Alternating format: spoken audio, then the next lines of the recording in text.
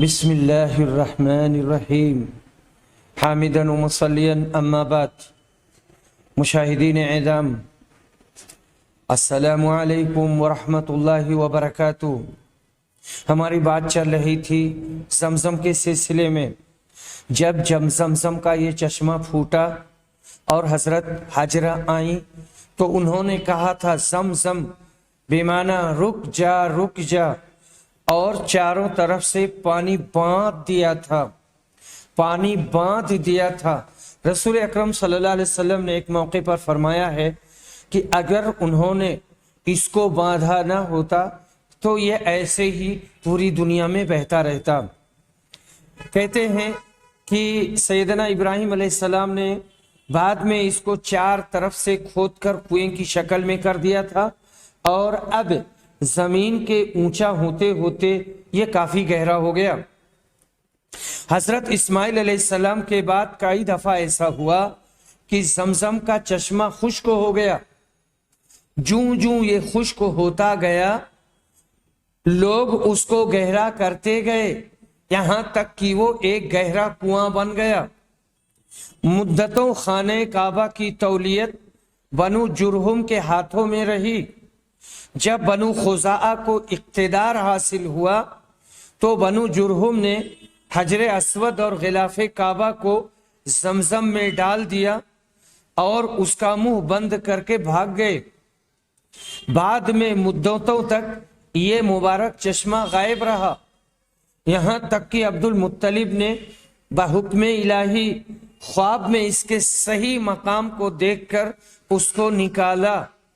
اس کے متعلق عبد المطلب کا بیان ہے کہ میں سویا ہوا تھا کہ خواب میں مجھے ایک شخص نے کہا طیبہ کو کھودو۔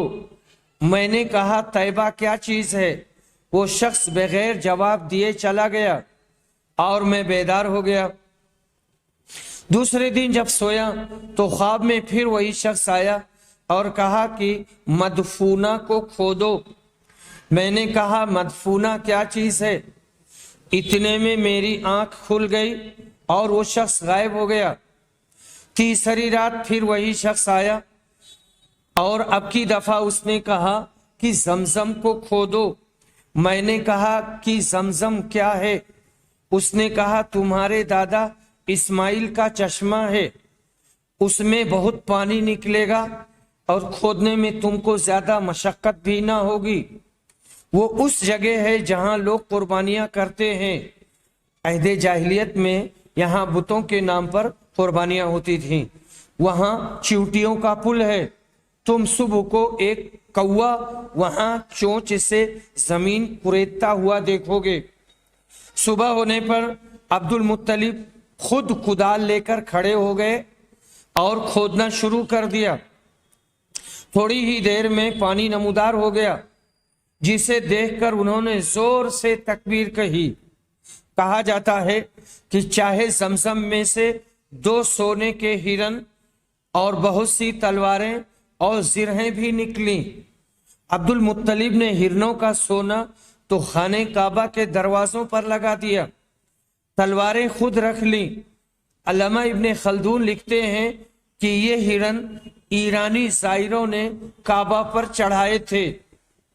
چاہے زمزم کمی آب کی وجہ سے کئی دفعہ کھودا گیا ہے، یعنی پانی کی کمی تھی تو اسے کھودا گیا ہے۔ 223 ہجری میں اس کی اکثر دیواریں گر گئی تھیں اور اندر بہت سا ملبہ جمع ہو گیا تھا۔ اس وقت طائف کے ایک شخص محمد بن بشیر نامی نے اس کی مٹی نکالی اور بقدر ضرورت اس کی مرمت کی کہ پانی بھرپور آنے لگا۔ مشہور مورخ ازرقی کا کہنا ہے، ازرقی کہتا ہے کہ اس وقت میں بھی کنویں کے اندر اترا تھا۔ ازرقی ان کی کتاب ہے تاریخ مکہ، حافظ ابن حجر اور دوسرے عام طور سے سارے مورخین ان کا حوالہ دیتے ہیں۔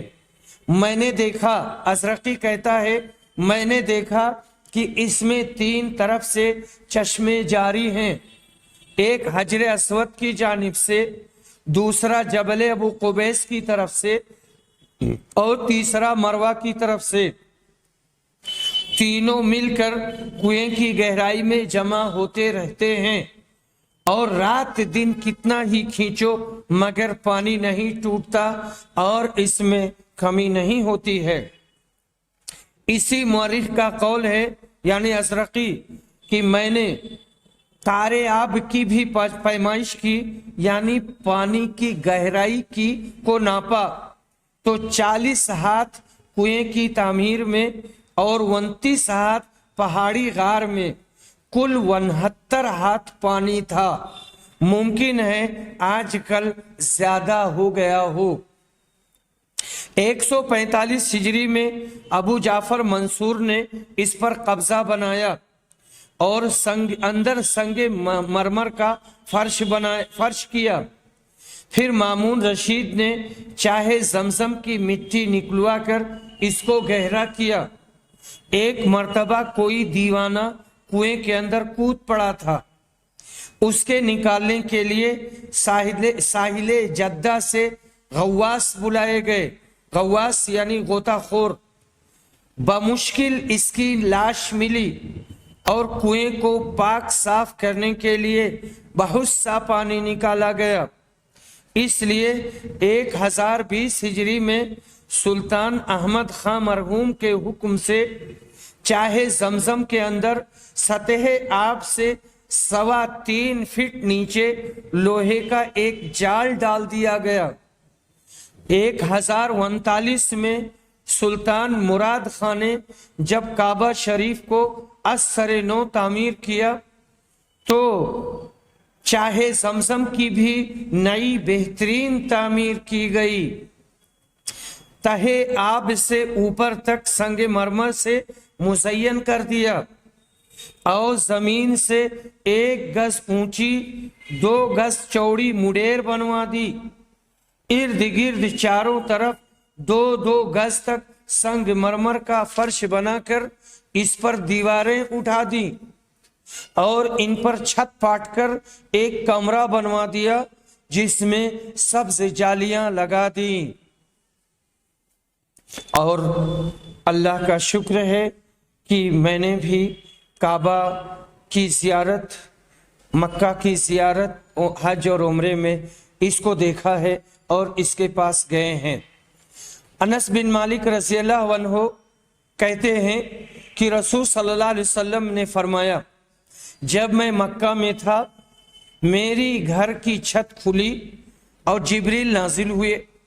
उन्होंने मेरा सीना चाक किया और उसे जमजम के पानी से धोया। इसके बाद एक सोने का तख्त लाए जो हिकमत और ईमान से भरा हुआ था। इसे उन्होंने मेरे सीने में डाल दिया और फिर सीना बंद कर दिया। अब वो मुझे हाथ से पकड़कर आसमानी दुनिया की तरफ ले गए। आसमानी दुनिया यानी पहले आसमान, आसमानी दुनिया के दारोगा से जिब्रील ने कहा, दरवाजा खोलो। उन्होंने पूछा, कौन साहब हैं? कहा, जिब्रील। तो अगर हमारे घर पे कोई आए और अंदर से पूछे कौन, तो ये नहीं कहेंगे मैं, बल्कि अपना नाम बताएंगे। अपना वो नाम बताएंगे जिससे मशहूर हैं या कुनियत या निस्बत जिससे मशहूर हैं वही बताएंगे। इब्न अब्बास रज़ियल्लाहु अन्हुमा रिवायत करते हैं, कहते हैं कि मैंने रसूल सल्लल्लाहु अलैहि वसल्लम को जमजम का पानी पिलाया था। आपने पानी खड़े होकर पिया था। आसिम ने बयान किया कि इक्रिमा ने कसम खाकर कहा कि नबी अकरम सल्लल्लाहु अलैहि वसल्लम उस दिन ऊंट पर सवार थे। ये मेराज की हदीस का एक टुकड़ा है। यहाँ इमाम बुखारी इसको इसलिए लाए कि इससे जमजम के पानी की फजीलत निकलती है, क्योंकि आपका सीना इसी पानी से धोया गया। इसके अलावा और भी कई अहादीस जमजम के पानी की फजीलत में वारिद हुई हैं, मगर अमीरुल मोमिनीन फिल हदीस की शर्त पर यही हदीस थी। सही मुस्लिम में आबे जमजम को पानी के साथ खुराक भी करार दिया गया है और बीमारों के लिए दवा भी फरमाया गया है। اور ابن عباس رضی اللہ عنہ کی مرفوعاً روایت ہے، ماء و زمزم لما شرب لہ، زمزم کا پانی جس لیے پیا جائے، جس نیت سے پیا جائے تو اس کی وہ نیت پوری ہوگی، اللہ تعالیٰ اس کو دے دے گا۔ باب و طواف القارن، قارن کے طواف کا بیان کہ قارن کتنے طواف کرے گا۔ عائشہ رضی اللہ عنہا روایت کرتی ہیں، کہتی ہیں کہ حجۃ الوداع میں ہم رسول صلی اللہ علیہ وسلم کے ساتھ مدینہ سے نکلے اور ہم نے عمرہ کا احرام باندھا، پھر آپ نے فرمایا جس کے ساتھ قربانی کا جانور ہو وہ حج اور عمرہ دونوں کا ایک ساتھ احرام باندھے، اور یہی حج قران ہے۔ ایسے لوگ دونوں کے احرام سے ایک ساتھ حلال ہوں گے۔ میں بھی مکہ آئی تھی لیکن مجھے حیض آ گیا تھا، اس لیے جب ہم نے حج کے کام پورے کر لیے تو آپ نے مجھے عبد الرحمن کے ساتھ تنعیم کی طرف بھیجا۔ یہاں بہت ساری چیزیں چھوڑ دی گئی ہیں۔ میں نے وہاں سے عمرہ کا احرام باندھا، آپ نے کہا یہ تمہارے اس عمرہ کے بدلہ میں ہے جسے تم نے حیض کی وجہ سے چھوڑ دیا تھا۔ حالانکہ ان کا عمرہ ہو گیا تھا حج کے ساتھ۔ جن لوگوں نے عمرہ کا احرام باندھا تھا انہوں نے سعی کے بعد احرام کھول دیا اور دوسرا طواف مینا سے واپسی پر کیا، لیکن جن لوگوں نے حج اور عمرہ کا احرام ایک ساتھ باندھا تھا انہوں نے صرف ایک طواف کیا۔ تو یہاں کہنا مقصود یہ ہے کہ حج قران کرنے والا صرف ایک طواف اور ایک عمرہ ایک طواف اور ایک سعی کرے گا۔ حج تمتع کرنے والا 2 طواف اور 2 سعی کرے گا۔ حج افراد والا بھی 1 طواف اور 1 سعی کرے گا۔ یہاں کہتے ہیں کہ تنعیم ایک مشہور جگہ ہے جو مکہ سے 3 میل دور ہے۔ نبی صلی اللہ علیہ وسلم نے حضرت عائشہ کی تطیب خاطر کے لیے وہاں بھیج کر عمرہ کا احرام باندھنے کا حکم دیا تھا۔ آخری حدیث میں ذکر ہے کہ جن لوگوں نے حج اور عمرہ کا ایک ہی احرام باندھا تھا انہوں نے بھی ایک ہی طواف کیا اور ایک ہی سعی کی۔ جمہور علماء اور اہل حدیث کا یہی قول ہے کہ قارن کے لیے ایک ہی طواف اور ایک ہی سعی ہے، حج میں بھی اور عمرے میں بھی، یعنی ایک ہی سعی حج اور عمرہ دونوں کی طرف سے کافی ہے۔ یعنی وہ ان کا کہنا ہے کہ قارن کے لیے ایک ہی طواف اور ایک ہی سعی حج اور عمرے میں کافی ہے۔ اور امام ابو حنیفہ نے 2 طواف اور 2 سعی لازم رکھے ہیں، اور جن روایتوں سے انہوں نے استدلال کیا ہے وہ سب ضعیف ہیں، قابل استدلال نہیں ہیں۔ یہ جو عبارت میں پڑھا ہوں یہ مولانا وحید السما کی ہے۔ اور اس کے بعد میں جو ہماری روایت آ رہی ہے ابن عمر کہتے ہیں کہ ان کے لڑکے حج کے لیے سواری، ابن عمر اپنے لڑکے عبداللہ کے پاس گئے اور ان کی سواری گھر میں کھڑی تھی۔ انہوں نے کہا مجھے خطرہ ہے کہ اس سال مسلمانوں میں آپس میں لڑائی ہو جائے گی اور آپ کو وہ بیت اللہ سے روک دیں گے، اس لیے اگر آپ نہ جاتے تو بہتر ہوتا۔ ابن عمر نے جواب دیا کہ رسول صلی اللہ علیہ وسلم بھی تشریف لے گئے تھے، یعنی صلح حدیبیہ کے موقع پر، اور کفار قریش نے آپ کو بیت اللہ تک پہنچنے سے روک دیا تھا، اس لیے اگر مجھے بھی روک دیا گیا تو میں بھی وہی کروں گا جو رسول صلی اللہ علیہ وسلم نے کیا تھا، اور تمہارے لیے رسول صلی اللہ علیہ وسلم کی زندگی بہترین اسوہ اور نمونہ ہے۔ پھر کہا کہ میں تمہیں گواہ بناتا ہوں کہ میں نے اپنے عمرہ کے ساتھ حج واجب کر لیا ہے۔ انہوں نے کہا کہ پھر آپ مکہ آئے اور دونوں عمرہ اور حج کے لیے ایک ہی طواف کیا۔ حج آپ چونکہ قارین تھے تو ایک ہی طواف کیا۔ یہاں پر نافع بیان کرتے ہیں کہ جس سال حجاج عبداللہ بن زبیر کے مقابلے میں لڑنے آیا تھا اور ان پر حملہ کیا تھا، تو عبداللہ بن عمر نے جب اس سال حج کا ارادہ کیا تو آپ سے کہا گیا کہ مسلمانوں میں باہم جنگ ہو سکتی ہے اور یہ بھی خطرہ ہے کہ آپ کو حج سے روک دیا جائے۔ آپ نے کہا تمہارے لیے رسول صلی اللہ علیہ وسلم کی زندگی بہترین نمونہ ہے، ایسے وقت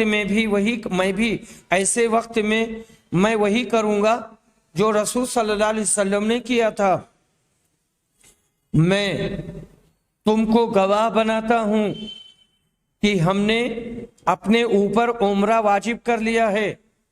پھر چلے، جب بیدہ کے میدان میں آئے تو کہا کہ حج اور عمرہ تو ایک ہی طرح کے ہیں، میں تمہیں گواہ بناتا ہوں کہ میں نے اپنے عمرہ کے ساتھ حج بھی واجب کر لیا ہے۔ آپ نے ایک قربانی بھی ساتھ لے لی جو مقام قدید سے خریدی تھی، اس کے سوا اور کچھ نہیں کیا۔ 10ویں تاریخ سے پہلے نہ آپ نے قربانی کی اور نہ کسی ایسی چیز کو اپنے لیے جائز کیا جس سے احرام کی وجہ سے آپ رک گئے تھے، نہ سر مڈوایا نہ بال ترشوایا۔ 10ویں تاریخ میں آپ نے قربانی کی اور بال مڈوایا۔ آپ کا یہی حال تھا کہ آپ نے ایک طواف سے حج اور عمرہ دونوں کا طواف ادا کر لیا ہے۔ عبداللہ بن عمر نے کہا کہ رسول صلی اللہ علیہ وسلم نے بھی اسی طرح کیا تھا۔ پہلے عبداللہ بن عمر نے صرف عمرہ کا احرام باندھا تھا، پھر انہوں نے خیال کیا کہ صرف عمرہ کرنے سے حج اور عمرہ دونوں یعنی قران کرنا بہتر ہے، تو حج کی بھی نیت کر لی اور پکار کر لوگوں سے اس لیے کہہ دیا کہ اور لوگ بھی ان کی پیروی کریں۔ بیدہ مکہ اور مدینہ کے درمیان ذوالحلیفہ سے آگے ایک مقام ہے اور قدید بھی جوفا کے نزدیک ایک جگہ کا نام ہے۔ باب الطواف علی وضوء، کعبہ کا طواف باوضو ہو کر کرنا۔ محمد بن عبد الرحمن بن نوفل قرشی روایت کرتے ہیں کہ انہوں نے عروہ بن زبیر سے پوچھا تھا۔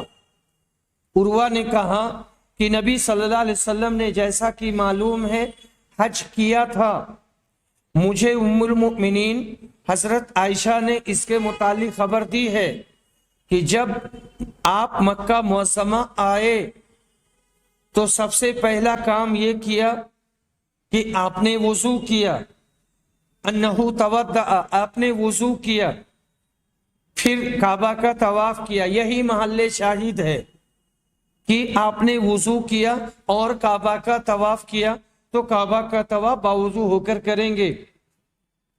یہ آپ کا عمرہ نہیں تھا، یعنی اسی سے عمرہ مکمل نہیں ہو گیا۔ اس کے بعد ابو بکر نے حج کیا اور آپ نے بھی سب سے پہلے کعبہ کا طواف کیا، جبکہ یہ آپ کا بھی عمرہ نہیں تھا۔ عمر نے بھی اسی طرح کیا، پھر عثمان نے بھی حج کیا۔ میں نے دیکھا سب سے پہلے آپ نے بھی کعبہ کا طواف کیا، آپ کا بھی یہ عمرہ نہیں تھا۔ پھر معاویہ اور عبداللہ بن عمر کا زمانہ آیا، پھر میں نے اپنے والد زبیر بن عوام کے ساتھ بھی حج کیا۔ یہ سارے اکابر پہلے کعبہ ہی کے طواف سے شروع کرتے تھے، جبکہ یہ عمرہ نہیں ہوتا تھا۔ اس کے بعد مہاجرین و انصار کو بھی میں نے دیکھا کہ وہ بھی اسی طرح کرتے رہے اور ان کا بھی یہ عمرہ نہیں ہوتا تھا۔ آخری ذات جسے میں نے اس طرح کرتے دیکھا وہ عبداللہ بن عمر کی تھی، انہوں نے بھی عمرہ نہیں کیا۔ ابن عمر ابھی موجود ہیں، لیکن ان سے لوگ اس کے متعلق پوچھتے کیوں نہیں؟ اسی طرح جو حضرات گزر گئے ان کا بھی مکہ میں داخل ہوتے ہی سب سے پہلا قدم طواف کے لیے اٹھتا تھا، پھر یہ بھی احرام نہیں کھولتے تھے۔ میں نے اپنی والدہ اسما بنت ابی بکر اور اپنی خالہ عائشہ کو بھی دیکھا ہے کہ جب وہ آتی تو سب سے پہلے طواف کرتی اور یہ اس کے بعد احرام نہیں کھولتی تھیں۔ اس کی تفصیل پیچھے میں بتا چکا ہوں۔ کسی نے بھی احرام نہیں کھولا کیونکہ عمرہ نہیں پورا ہوا۔ طواف کے بعد سعی ہے، سعی کے بعد حلق یا قصر ہے، اس کے بعد میں جو عمرہ کر رہا ہے وہ عمرہ وہ حلال ہوگا اور احرام کھولے گا۔ اور مجھے میری والدہ نے خبر دیا کہ انہوں نے اپنی بہن اور زبیر اور فلاں کے ساتھ عمرہ کیا ہے۔ یہ سب لوگ حجر اسود کا بوسہ لیتے تو عمرہ کا احرام کھول دیتے یہ بات انہوں نے ان لوگوں کے سامنے کہی ہوگی جو اس تفصیل کو جانتے رہے ہوں گے کہ صرف طواف کرنے سے احرام نہیں کھولا جاتا بلکہ اس کے بعد سعی بھی کرنا ہوگی اور اس کے بعد حلق یا قصر آئے گا۔ جمہور علماء کے نزدیک طواف میں طہارت یعنی باوضو ہونا شرط ہے۔ محمد بن عبد الرحمن بن نوفل نے عروہ سے کیا پوچھا؟ اس روایت میں یہ مذکور نہیں ہے۔ اور اس کے بعد میں یہاں پر عبارت ہے کہ امام مسلم کی روایت میں اس کا بیان ہے کہ ایک عراقی نے محمد بن عبد الرحمن سے کہا تم عروہ سے پوچھو اگر ایک شخص حج کا احرام باندھے تو طواف کر کے وہ حلال ہو سکتا ہے؟ اگر وہ کہیں نہیں ہو سکتا تو کہنا ایک شخص تو کہتے ہیں حلال ہو جاتا ہے۔ محمد بن عبد الرحمن نے کہا میں نے عروہ سے پوچھا، انہوں نے کہا جو کوئی حج کا احرام باندھے وہ جب تک حج سے فارغ نہ ہو حلال نہیں ہو سکتا۔ میں نے کہا ایک شخص تو کہتے ہیں کہ وہ حلال ہو جاتا ہے۔ انہوں نے کہا اس نے بری بات کہی۔ باب وجوب الصفا والمروہ وجعل من شعائر اللہ، صفا و مروہ کی سعی واجب ہے اور یہ اللہ کی نشانیوں میں سے ہے۔ عروہ کہتے ہیں میں نے ام المومنین حضرت عائشہ سے پوچھا کہ اللہ تعالیٰ کے اس فرمان کے بارے میں آپ کا کیا خیال ہے؟ صفا و مروہ اللہ کی نشانیوں میں سے ہیں، اس لیے جو بیت اللہ کا حج یا عمرہ کرے اس کے لیے ان کا طواف کرنے میں کوئی گناہ نہیں۔ قسم اللہ کی پھر تو کوئی حرج نہیں ہونا چاہیے اگر کوئی صفا و مروہ کی سعی نہ کرے۔ حضرت عائشہ نے کہا بھتیجے تم نے یہ بری بات کہی، اللہ کا یہ مطلب ہوتا تو قرآن میں یوں اترتا ان کے طواف نہ کرنے میں کوئی گناہ نہیں۔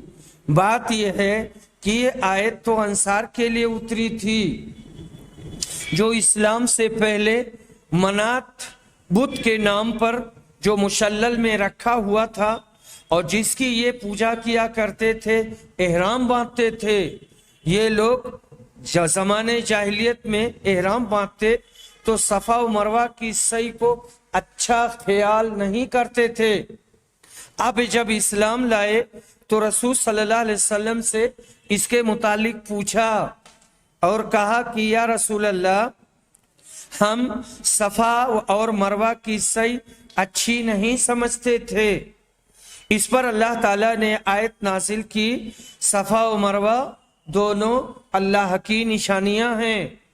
حضرت عائشہ صدیقہ کہتی ہیں کہ رسول اکرم نے دو پہاڑوں کے درمیان سعی کی سنت جاری کی ہے، اس لیے کسی کے لیے مناسب نہیں ہے کہ اسے چھوڑ دے اور ترک کر دے۔ انہوں نے کہا پھر میں نے اس کا ذکر ابو بکر بن عبد الرحمن سے کیا تو انہوں نے کہا کہ میں نے تو یہ علمی بات اب تک نہیں سنی تھی، بلکہ میں نے بہت سے اصحاب علم سے تو یہ سنا ہے، وہ یوں کہتے تھے کہ عرب کے لوگ ان لوگوں کے سوا جن کا حضرت عائشہ نے ذکر کیا جو منات کے لیے احرام باندھتے تھے، سب صفا و مروہ کی سعی کرتے تھے اور اس کا چکر لگاتے تھے۔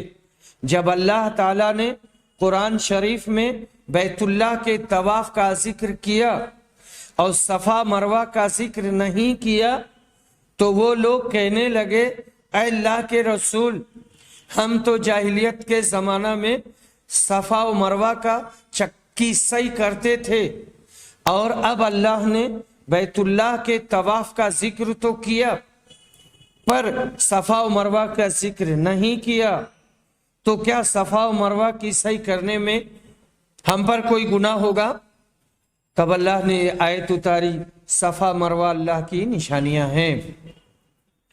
ابو بکر نے کہا میں سنتا ہوں کہ یہ آیت دونوں فرقوں کے باب میں اتری ہے، یعنی اس فرقے کے باب میں اور اس فرقے کے بارے میں جو جاہلیت کے زمانے میں صفا و مروہ کا طواف برا جانتا تھا، اور اس کے بارے میں بھی جو جاہلیت کے زمانے میں صفا و مروہ کا طواف کیا کرتے تھے، پھر مسلمان ہونے کے بعد اس کا کرنا اس وجہ سے کہ اللہ نے بیت اللہ کے طواف کا ذکر کیا اور صفا و مروہ کا ذکر نہیں کیا، برا سمجھے، یہاں تک کہ اللہ تعالیٰ نے بیت اللہ کے طواف کے بعد ان کے طواف کا بھی ذکر فرمایا۔ باب ما جاء فی السعی بین الصفا والمروہ، صفا اور مروہ کے درمیان سعی کرنا اور چکر لگانا، اسے سعی بھی کہتے، طواف بھی کہتے، پھیرا لگانا بھی کہتے، چکر لگانا بھی کہتے۔ ابن عمر کہتے ہیں کہ بنی عباد کے گھروں سے لے کر بنی ابی حسین کی گلی تک چکر لگانا ہوگا اور دوڑنا ہوگا۔ عبداللہ بن عمر روایت کرتے ہیں کہ رسول صلی اللہ علیہ وسلم جب پہلا طواف کرتے تو اس کے 3 چکروں میں رمل کرتے اور بقیہ 4 میں معمول کے مطابق چلتے، اور جب صفا و مروہ کی سعی کرتے تو آپ نالے کے نشیب میں دوڑا کرتے تھے۔ عبید اللہ نے کہا میں نے نافع سے پوچھا ابن عمر جب رکن یمانی کے پاس پہنچتے تو کیا حسب معمول چلنے لگتے تھے؟ انہوں نے کہا نہیں، البتہ اگر رکن یمانی پر ہجوم ہوتا تو حجر اسود کے پاس آ کر آپ آہستہ چلنے لگتے، کیونکہ وہ بغیر چومے اس کو نہیں چھوڑتے تھے۔ بنی عباد کا گھر اور بنی ابی الحسین کا کوچہ اس زمانے میں مشہور تھا۔ اب حاجیوں کی شناخت کے لیے دوڑنے کے مقام میں 2 سبز ٹیوب لائٹ لگا دی گئی ہے، جاتے ہوئے اور آتے ہوئے، اور اس طرح سے وہاں اس کی جانکاری ہو جاتی ہے، اور اسی اعتبار سے مرد حضرات وہاں تھوڑا تیز چلتے ہیں یا دوڑتے ہیں۔ یہ بات اس سے پہلے بھی میں کہا ہوں اور اب بھی کہہ رہا ہوں کہ جن کے پاس ان کی بیوی بچیاں وغیرہ ہیں تو بہت زیادہ تیز نہ دوڑیں اور ان سے زیادہ دور نہ ہو کہ ایسا نہ ہو وہ راستہ بھول جائیں یا بھیڑ بھاڑ میں تھوڑی دقت ہو جائے۔ عمرو بن دینار روایت کرتے ہیں، کہتے ہیں کہ ہم نے ابن عمر سے ایک ایسے شخص کے بارے میں پوچھا جو عمرہ میں بیت اللہ کا طواف تو کر لے لیکن صفا و مروہ کی سعی نہیں کرتا، ابھی نہیں کیا، کیا وہ اپنی بیوی کے پاس جا سکتا ہے؟ انہوں نے جواب دیا کہ نبی اکرم صلی اللہ علیہ وسلم مکہ آئے اور آپ نے کعبہ کا طواف کیا، 7 चक्कर लगाया और मकाम इब्राहिम के पीछे 2 रकत नमाज पढ़ी, फिर सफा व मरवा की 7 मरतबा सही की और तुम्हारे लिए रसूल की जिंदगी में बेहतरीन उसवा और नमूना है। तो इनके कहने का मतलब था कि सिर्फ काबा का तवाफ कर लेने से उसकी बीवी हलाल नहीं होगी, इसके बाद में सही करना होगी, सही करने के बाद में हल्क या कसर करना होगा, उसके बाद में आदमी हलाल होगा और उसके लिए सारी ममनू चीजें हलाल हो जाएंगी। हमने इसके मुतालिक जाबिर बिन अब्दुल्ला से भी पूछा तो आपने कहा कि सफा व मरवा की सही से पहले बीवी के करीब ना जाए। अम्र बिन दीनार कहते हैं कि मैंने अब्दुल्ला बिन उमर से सुना, आपने कहा कि नबी अकरम सल्लल्लाहु अलैहि वसल्लम जब मक्का आए तो आपने काबा का तवाफ किया और 2 रकत नमाज पढ़ी, फिर सफा व मरवा की सही की। इसके बाद अब्दुल्ला ने आयत तिलावत की, तुम्हारे लिए रसूल की जिंदगी में उसवा और नमूना है, बेहतरीन तौर और तरीका है। इसके बाद में अब्दुल्ला बिन मुबारक कहते हैं कि हमें आसिम अहवल ने खबर दी, उन्होंने कहा कि मैंने अनस बिन मालिक से पूछा, क्या आप लोग सफा व मरवा की सही को बुरा समझते थे? उन्होंने कहा हाँ, क्योंकि ये अहदे जाहिलियत का शिआर था और जाहिलियत की अलामत थी। यहाँ तक कि अल्लाह ताला ने ये आयत उतारी, सफा और मरवा अल्लाह की निशानियां हैं, इसलिए जो कोई बैतुल्लाह का हज या उम्रा करे उस पर इनकी सही करने में कोई गुनाह नहीं है, इसे करना चाहिए। अम्र बिन दीनार अता इब्न अब्बास से रिवायत करते हैं कि रसूल सल्लल्लाहु अलैहि वसल्लम ने बैतुल्लाह का तवाफ किया, सफा व मरवा की सही की और इस तरह की कि मुश्रिकीन को आप अपनी कुव्वत दिखला सकें। ली युरियल मुश्रिकीन कुव्वत, सफा काबा किया, तवाफ किया, तवाफ़े कुदूम में रमल किया और सफा व मरवा की सही की ताकि अपनी कुव्वत और ताकत को दिखाएं। इसके बाद में यहाँ पर काफी लंबी तफसील है और फिर है कि तख्जिल हाइदु अल मनासिका कुल्लहा इल्ला तवाफा बिल बैत, हैज वाली औरत काबा के सिवा हज के सारे काम करेगी, सारे अरकान की अदायगी करेगी, सिर्फ काबा में दाखिल नहीं होगी और काबा का तवाफ नहीं करेगी। अगर किसी ने सफा व मरवा की सही बगैर वजू के कर ली तो इसका क्या हुक्म है? उसकी सही सही होगी। इसी वजह से कहते हैं कि अगर कोई औरत काबा का तवाफ कर चुकी है, रकाती तवाफ पढ़ चुकी है, उसके बाद में उसे हैज आया तो वो सफा व मरवा की सही करेगी जा करके और उसके बाद में अपने बाल काटेगी, क्योंकि औरत के लिए सिर्फ कसर है और वो हलाल हो जाएगी। अब्दुर्रहमान बिन कासिम अपने वालिद से ये हजरत आयशा से रिवायत करते हैं। आयशा रज़ियल्लाहु अन्हा कहती हैं कि ये मक्का आई और उस वक्त ये हैज से थी, इसलिए बैतुल्लाह का तवाफ न कर सकी और न ही सफा व मरवा की सही। इन्होंने कहा कि मैंने इसकी शिकायत रसूल सल्लल्लाहु अलैहि वसल्लम से किया।